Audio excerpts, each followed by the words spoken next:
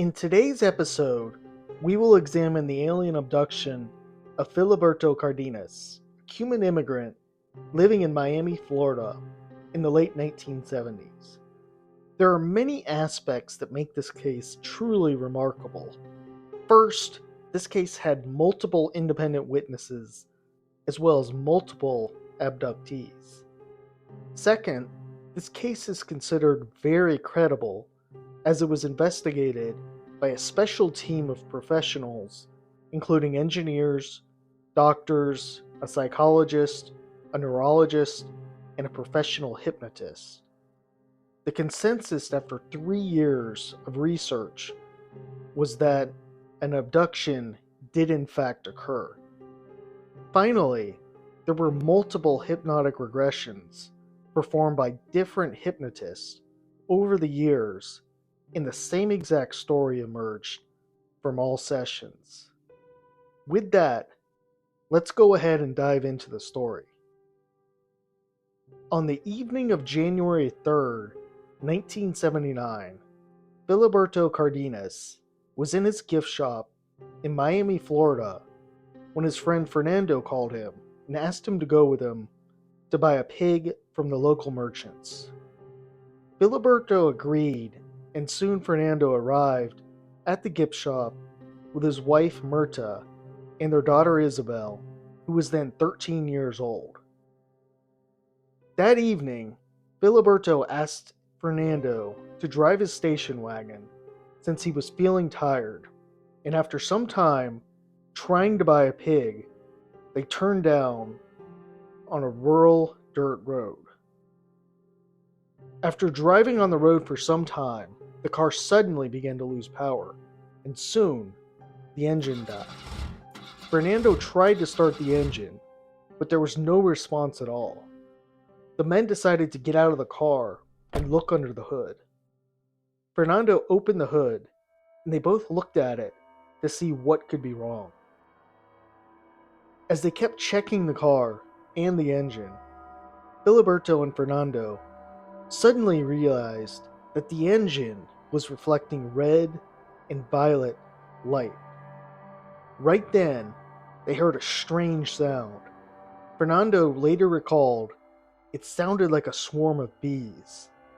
The buzzing sound, as well as the light that illuminated the engine, became more intense, and soon the whole car began to shake violently. Miss Marty, who was sitting on the back seat with her daughter Isabel at her side, began to panic and scream. Miss Marty thought initially it was an earthquake, so she pulled Isabel down across the seat of the car and covered her with her body as she continued screaming. When Filiberto heard the yelling from Miss Marty and her daughter, he tried to run to their aid, but was suddenly paralyzed. He could see the lights and hear, but he could not move. He felt as though something restrained him and impeded his movement.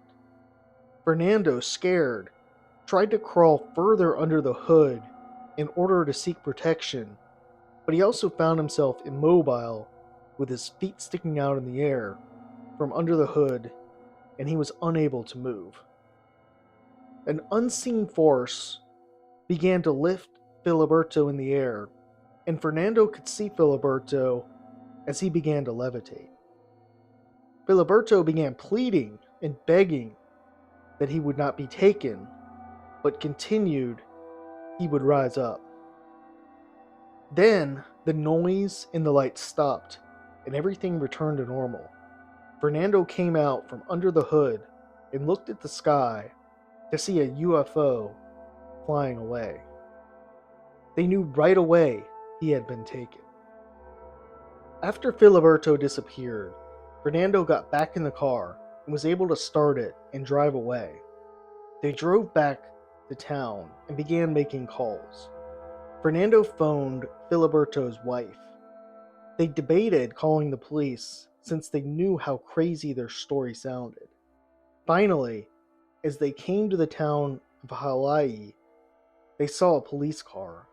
Fernando stopped and explained to the sergeant in the patrol car what had just happened. At first, the police presumed that Filiberto would be found lost or unconscious. Fernando even doubted himself and decided to go back and look at the area.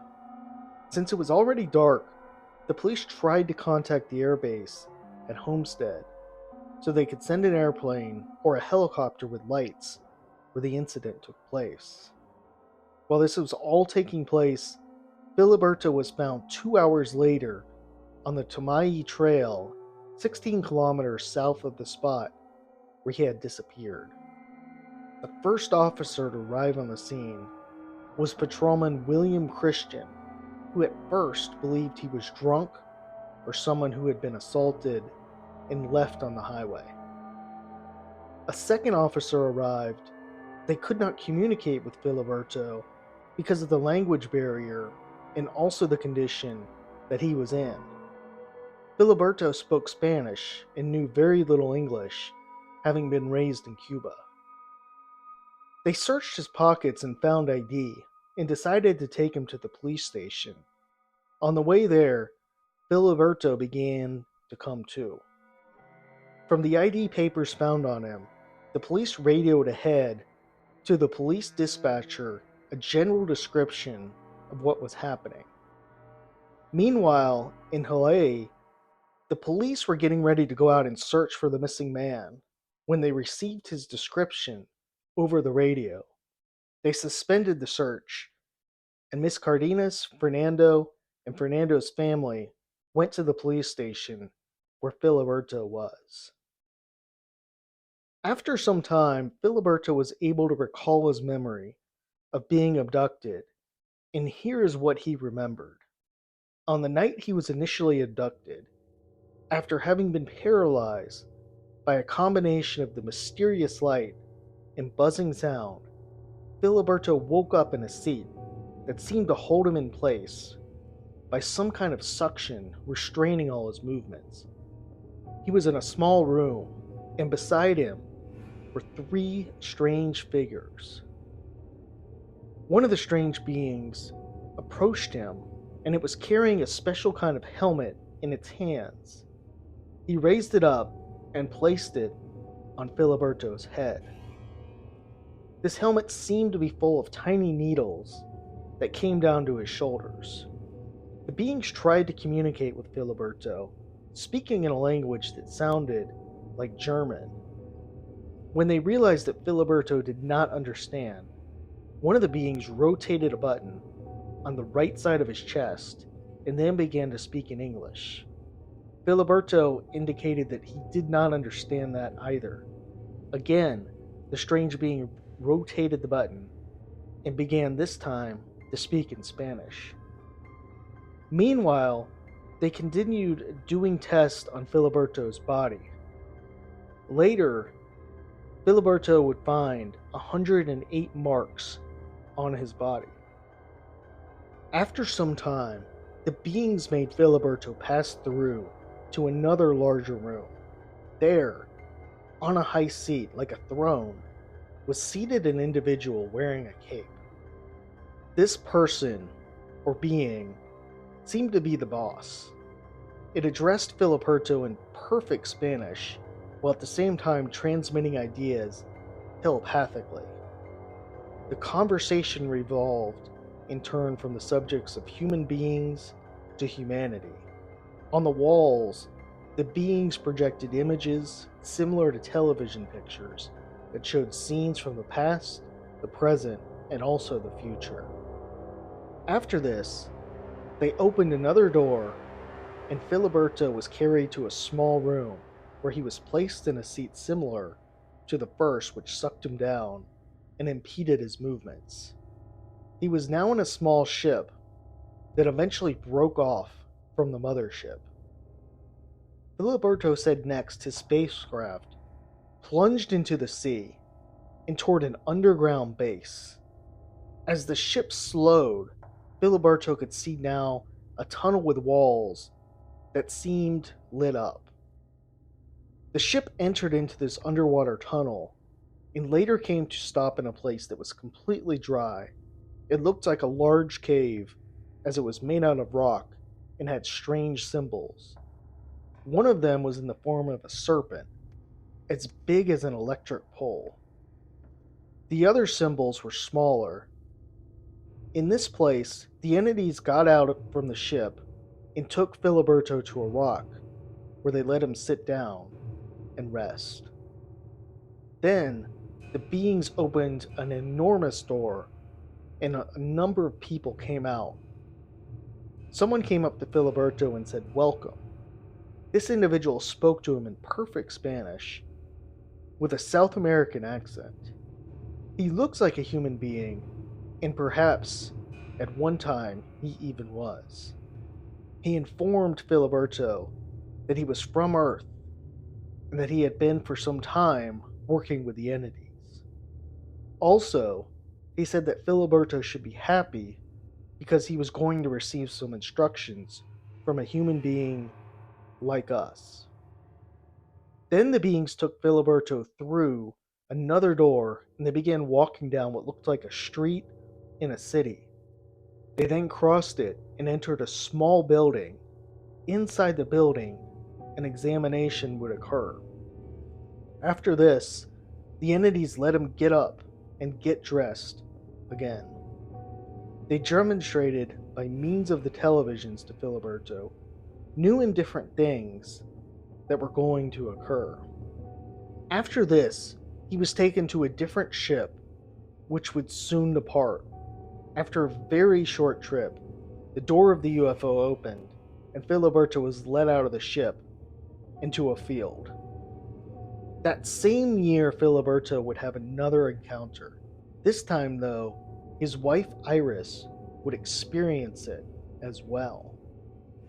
On the night of February 21st, 1979, Filiberto and Iris couldn't sleep and decided to go where Filiberto had been abducted on January 3rd. There, they both entered a hovering, unidentified flying object. Inside, two men met them and one woman, around 4 feet tall. The three of these beings were dressed in tight-fitting, silvery suits that covered everything except for their faces. The outfits had a serpent-like emblem on their chest area. An antenna-like device was covering their ears. The beings communicated with Filiberto and Iris through telepathy and spoke among themselves in an Arabic-sounding language. Interestingly, the night that they were abducted, there were multiple reports of UFO activity at the nearby Miami International Airport. One of the older employees at the airport had observed a massive mothership and various smaller UFOs flying all around it. The employee said he was with 5 or 6 people watching this for 20 to 30 minutes. They watched it for so long they got tired of watching it. Ufologists were able to connect the UFOs directly above the place where Filiberto and Iris were abducted. Years later, on December 6, 1985, Filiberto claimed that he was abducted again and carried to the same base under the water. One final strong case for these abductions was that 6 years later, on March 30th, 1986, another hypnotic regression was performed. This time, a different team was used, using hypnotist Mercy de Armas and hypnotist Rodolfo Morales. Results from the initial hypnotic session and this session were compared, with no differences at all being found.